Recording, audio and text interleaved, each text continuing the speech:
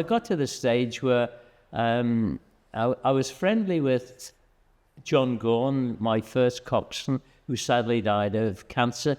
A lovely sort of fellow, a lobster fisherman, and he was the coxswain on the 47-foot Watson that we had here.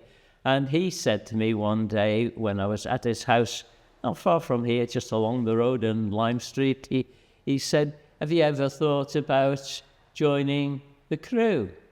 And it was a small crew. Most of them couldn't swim, which is perhaps sounds a bit bizarre, but when I mentioned that to him, he said, "Well, what's the point of swimming with you've got Wellingtons on and you're 2 miles out or something?" But I joined then, and I was on the inshore lifeboat initially, and thoroughly enjoyed that. I enjoyed a lot more power with the engine. We going from a little Seagull Plus to a much bigger one, and it introduced new challenges which were great, and I enjoyed that, and I enjoyed working with the other crews. And again, I have to go back to the RNLI.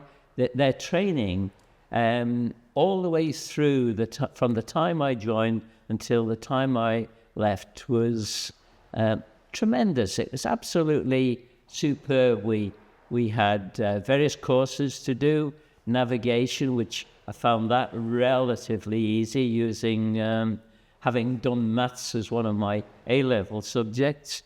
First aid, which I found was useful, and also useful in my job and useful outside the job as well. Just in the community, at odd times, it was very, very helpful.